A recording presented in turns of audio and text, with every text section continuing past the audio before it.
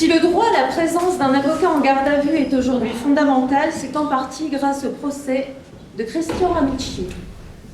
Le 3 juin 1974, la petite Maria Dolores, alors âgée de 8 ans, est assassinée. 2 ans plus tard, Christian Ranucci, reconnu coupable, est guillotiné. Il avait avoué le meurtre de la fillette lors de sa garde à vue. Et pourtant, d'après son avocat, les faits démontraient son innocence. À tel point que beaucoup ont espéré une grâce présidentielle. Alors, justice inflexible ou erreur judiciaire, à vous d'en juger. Nous appelons à la barre Maître Paul Lombard, avocat de Christian Ranucci. Mesdames et messieurs les jurés, en cet instant où je prends la parole pour Christian Ranucci, j'ai dans cette enceinte de justice face à moi 3 adversaires. Vous, Maître Collard, qui avez su avec une belle humanité prêter votre voix aux parents de la petite Maria Dolores. Vous, Monsieur l'avocat général, qui avez prononcé l'un des meilleurs réquisitoires que j'ai eu à entendre de toute ma carrière. Mais mon plus redoutable adversaire, c'est vous-même, Ranucci. Vous qui êtes incapable d'inspirer la sympathie aux autres avec vos yeux de poisson mort. Vous qu'on avait envie de comprendre lorsque vous êtes entré pour la première fois dans cette salle, mais dont l'attitude a fait qu'ensuite, on a eu envie de vous haïr. Un innocent, il crie, il hurle, il se débat, il n'accepte pas le destin. Vous vous êtes montré froid comme un iceberg, impassible comme étranger à nos débats. Imbécile. Mais, mesdames et messieurs les jurés, ne vous fiez pas aux apparences. Juger sur les apparences, c'est se faire le bourreau. Juger en fonction de l'attitude qu'il a manifestée, ce serait oublier de juger. N'écoutez pas non plus la rumeur ignoble. N'écoutez pas l'opinion publique qui frappe à cette porte. Elle est une prostituée qui tire le juge par la manche. Il faut la chasser de nos prétoires, car lorsqu'elle entre par une porte, la justice sort par l'autre. Je n'ai rien à faire de l'opinion publique. Je ne suis pas un signataire de pétitions humanitaires, je ne suis pas un militant, je suis un homme. Et en tant que tel, je hais la peine de mort. Je ne serai jamais aux côtés de ceux qui la réclament, de ceux qui la donnent. Jamais je ne serai aux côtés du guillotineur.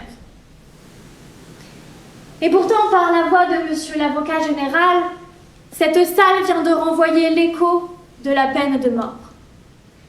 Il s'agit de décider si cet homme de 20 ans doit vivre ou mourir. Et nous voici donc face à la vieille ennemie, la peine de mort.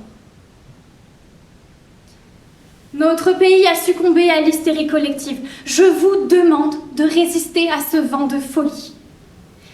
Car si vous accordiez la peine capitale, vous feriez reculer la civilisation de 50 ans.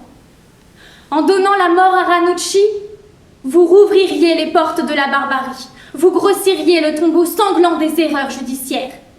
Vous deviendriez bourreau. Vous céderiez à la colère, à la peur, à la panique, mais je le sais, vous ne ferez pas cela. Non, vous ne ferez pas cela, car Christian Ranucci est innocent des crimes dont on l'accuse. Je plaide non coupable. Alors oui, je sais, et monsieur l'avocat général vous l'a longuement rappelé, Christian Ranucci a d'abord avoué. Eh bien moi, je dis qu'au moment où il a avoué, cet homme n'était pas en possession de toutes ses facultés. Qu'on me comprenne bien, je plaide l'irresponsabilité. Non pas pour les crimes que Christian Ranucci n'a pas commis, mais pour expliquer les aveux qu'il a passés. Que l'on me comprenne bien encore, je ne suis pas ici en train de dénoncer le travail des enquêteurs. La police fait un métier difficile. Aussi, ne dirai-je rien des méthodes employées, mais j'affirme que les aveux de Christian Ranucci s'expliquent par son état psychique et qu'ils sont en contradiction avec les faits. Peut-on simplement imaginer le traumatisme qu'a vécu ce garçon? le choc absolu qu'il a subi au moment où il se voit accusé du pire des crimes, l'abîme dans lequel il est plongé, son désarroi profond, sa totale solitude. Alors oui, ce garçon fragile a craqué, oui, ses nerfs ont lâché, et oui, à cet instant devenu irresponsable, il a fini par reconnaître tout ce qu'on a voulu lui faire dire. Et il n'est pas le seul à avoir avoué un crime qu'il n'a pas commis. Sachez, mesdames et messieurs les jurés, que les précédents sont nombreux, hélas. C'est Jean-Marie Deveau qui avoue à Lyon le meurtre d'une fillette, que l'on condamne avant de le réhabiliter. C'est plus près de nous encore le jeune Jean-Pierre qui s'accuse d'un crime dont on découvre ensuite qu'il a fabulé. Dans les deux cas, il s'agit de jeunes gens, comme Ranucci, abandonnés, seuls, incapables de résister à la pression psychologique, exercée par des policiers expérimentés et convaincus de leur culpabilité. Mais l'aveu n'est pas une preuve en droit français. L'aveu, c'est au contraire le fil d'Ariane de l'erreur judiciaire, c'est sa fusée porteuse. Alors non, monsieur l'avocat général, je ne peux pas vous laisser dire qu'il est impossible de plaider tout à la fois l'innocence et la folie. Si, on le peut. Si, il est possible d'être innocent des faits que l'on vous reproche, puis de devenir fou à l'instant où, dans un trouble profond, on avoue les avoir commis. L'accusation s'appuie sur le rapport des experts psychiatres. Nous, avocats, savons la valeur toute relative de ces expertises. Et rarement, je n'ai vu de rapport aussi partial. Je vous le dis, ce rapport travestit la personnalité de Christian Ranucci. Ses proches, eux, le décrivent comme un garçon calme, correct, doux, affectueux envers les enfants que gardait sa mère. Que l'on m'explique alors comment il aurait pu soudain se transformer en gibier d'échafaud. Pour Christian Ranucci, je réclame donc l'acquittement pur et simple, parce que ses aveux ont été acquis de façon équivoque, parce que les expertises ont été faites de manière partisane, mais d'abord parce que le dossier est fragile et comporte d'immenses lacunes. Que penser de la déposition du couple Aubert? Ce sont les témoins clés de l'accusation, et pourtant ce couple d'automobilistes n'a cessé de varier au fil de ses déclarations. Leur témoignage est tout simplement ahurissant, farci d'incohérences et d'impossibilités. Les Aubert évoquent en premier lieu un jeune homme avec un paquet entre les bras. Puis, au fur et à mesure de leurs interrogatoires, ils fluctuent pour finalement décrire une petite fille en short blanc qui pose des questions à celui qui l'entraîne. Comment un tel témoignage peut-il être retenu ?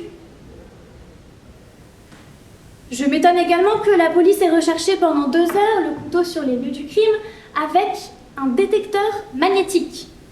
Pourquoi le commissaire n'a-t-il pas conduit Ranucci sur place puisqu'il venait de passer aux aveux ? On aurait bien vu alors si Ranucci était capable de désigner l'endroit où se trouvait l'arme du crime. Je m'étonne aussi de l'incohérence chronologique qui apparaît dans les procès-verbaux de Miss Toussellé.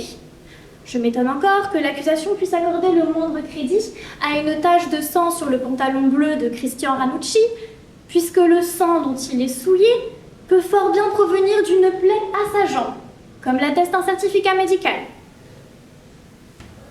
Je m'étonne encore du comportement qu'a eu Christian Ranucci. S'il avait été coupable, pensez-vous qu'il serait rentré paisiblement à Nice, sans même faire disparaître de son coffre le pantalon et les lanières de cuir que l'on brandit aujourd'hui pour l'accabler? Enfin, il y a ce mystérieux homme au pull-over rouge. 3 témoins sont venus attester de son existence. L'un d'entre eux explique qu'il l'a aperçu en train d'aborder des enfants. Cet homme est décrit conduisant une voiture dont la description ne correspond en rien à la voiture de Christian Ranucci. Un homme donc, vêtu d'un pull-over, en tout point semblable à celui que mesdames et messieurs les jurés ont sous les yeux. Ce pull-over rouge a été retrouvé sur les lieux du crime, mais personne ne peut expliquer sa présence. Alors oui, je m'étonne et je m'indigne. Allez-vous oser condamner à mort sur un dossier pareil? Allez-vous oser condamner sur la foi d'un dossier de plâtre? Je ne suis pas du côté des assassins, mais je ne suis pas non plus du côté de l'erreur judiciaire. Acquittez Christian Ranucci. Le sang se lave avec les larmes, non avec le sang. Tant que la peine de mort existera, la nuit régnera dans la cour d'assises.